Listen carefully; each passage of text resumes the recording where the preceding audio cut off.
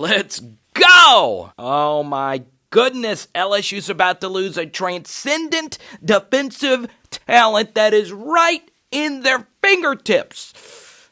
It sucks Ika has entered the transfer portal.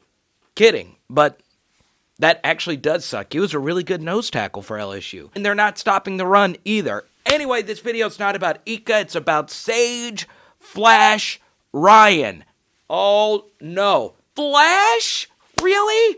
From one of my favorite cities, the 337 Lafayette, Louisiana. He has a cousin on the coaching staff in the legendary Trev Faulk, also part of his family. In fact, one of our viewers is cousins with Sage Ryan, our boy Creole Houstonian. This guy is looking at the LSU defense right now, which has had some of the worst safety play that they've ever had. Sage Ryan could start right now. But before we get to that, boom, we are rushing to 2K. Don't forget, when we get to 1.5K, we'll be giving out a Patrick Queen mosaic card. And then when we get to 2K, I have a very special auto card from an LSU legend that I'm going to give out. Things are trending for the worse. So Sage Ryan has set his commitment date for Halloween, and his finalists are LSU and Alabama. Now, according to recruiting writers who are way smarter than me, it looks as if Alabama's going to win this battle. And let's not forget, Halloween is Nick Saban's birthday. So this would be quite the birthday present. And then you throw in Brian Thomas Jr., who some people feel is leaning towards Alabama, the 4-star receiver out of Walker, Louisiana. And that Mason Smith domino that is still out there, the number 1 player in the state, the 5-star defensive tackle. Well, you know, it's still not sure if he's going to go to LSU, even though most people feel he's an LSU lean. But I want this video to be about Sage Ryan, because you've heard me on this channel say never, ever focus too much on one recruit. One recruit doesn't change all of your fortunes, which for Sage Ryan, you could definitely make that case. LSU has 2 top 100 safeties already committed for the class of 2022, in Bryce Allen and Brian Allen Jr., and LSU would hope that Mo Hampton would get better. Jordan Tolles is still on the roster, and LSU has 2 safeties committed in Khari G, and now our boy Matthew Langlois from my mother's hometown of New Roads, Louisiana. So it's not all gloom and doom. The problem here is that immediate playing time is available, and Sage Ryan is talented enough as the number 1 safety in the country to play right now. This is one of the rare cases where LSU has a glaring need, not only a glaring need, but at defensive back, which is of course DBU, and Sage Ryan could immediately fill it. And let's be honest, he could fill it. He's really that talented. Elite speed, elite instincts, and on top of that, great football genetics. So, yeah, this really sucks all around, and this would be a major loss for LSU. Obviously, they had been holding the slot for Sage Ryan, but like I said in our live stream just a few videos ago, at least that spot will eventually go to someone that really wants to be at LSU. And this is a myth that I want to dispel. Let's say Sage Ryan does end up choosing Alabama. That looks to be what he wants to do right now.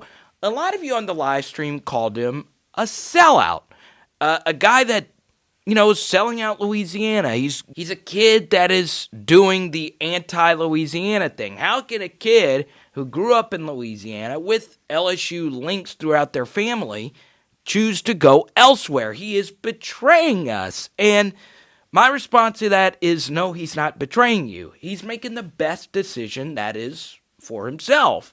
There is no contract that you sign that says you have to go to this school if you're from this state. That takes away the freedom of choice. All these schools want Sage Ryan to go to their school, and all the power to him making those choices. There have been Louisiana players in the past that have gone elsewhere, including Alabama, and it's worked out for them, whether it be Landon Collins or Devonta Smith or Cam Robinson. Same thing for Brian Thomas Jr. He didn't go to the Tiger turnout that was set up by Garrett Nussmeier just a few weeks ago. If he wants to go elsewhere, all the power to him.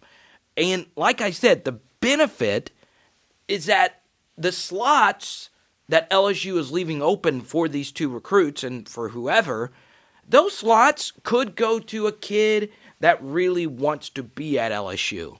So, for instance, Matthew Langlois really wants to be at LSU. Beck is another guy who's currently committed to Vanderbilt. I eventually expect him to flip to LSU now that, he has the LSU offer reportedly. So, you get guys that really want to be there. Heck, there's other 3-star kids that have gotten that last slot or later slot treatment, whether it be Duke Riley or Foster Moreau or whoever. It is good to have someone that is really hungry and really wants to be at LSU be there. I know this for a truth. But yeah, it really, really stinks. I mean, Sage Ryan, immediate impact. That is obviously a far more important recruit than Brian Thomas Jr., where LSU has 3 high-level receivers committed already. But, it just sucks all around. Bottom line. This is Cliff. We need 2 more offensive linemen. Yeah, hopefully the Tristan Lee thing happens. Savion Byrd is still out there. LSU does need linemen in a major way, especially not knowing what the future of Dare Rosenthal holds for LSU. So, yeah, offensive tackle becomes a huge position of need. Here's a positive from Devin. I'm excited to see Savion Jones, who's been compared to Arden Key, and what he can do. Yeah, I mean, I've heard great things about Savion as well. I honestly think he could play defensive tackle. He's got a pretty big frame. So that's one of the many defensive ends that LSU has committed. And that's why I think Sage Ryan is such an important piece, because LSU has 2 safeties, both of which are 3 stars. The gap between them and Sage Ryan is pretty big. Here's a double question, and these are from our live stream here. Devin, since we need safety help, the grad transfer route may be the only option. Yeah, transfer route's always going to be open, and who doesn't want to play safety at LSU? Just the branding itself does a lot for your NFL chances. Earl, any chance Austin Deculus and Shanahan take the extra year in return next year? Absolutely. It's going to be interesting, especially considering LSU is being docked scholarships, which players actually return and which players actually leave. For those that don't know, this year is not counting against your eligibility. So it is going to be very fascinating to see what happens there. This is from Kyle. Any underrated prospects on your radar? Andrew Jones out of Marrero. I like him a lot. Not an elite linebacker. He's currently committed to Memphis. Maybe a late push for LSU. Also, Jordan Gilbert is still out there, and he already has offers from Alabama and other major SEC schools. He's from U-High, which legit is on LSU's campus. U-High has put out some really good players. Obviously, Jalen Roy from this last year. Dylan Moses is one guy to keep in mind when it comes to U-High graduates. So, yeah, I would certainly be down for Jordan Gilbert to come to LSU. Yeah, Tim Williams, another U-High kid. So, yeah, we'll see what happens. And it's kind of weird to see U-High kids just start Alabama knowing that they are legit on LSU's campus. So, for underrated prospects, Jordan Gilbert's a guy. Beck is a guy as well who is highly productive but not highly rated. So, we'll see what happens. Boom! Power. Hour. LSU. Boom. Boom. Boom. I think I'm going to Hot Pocket real quick. Let's see. What is the best Hot Pocket flavor?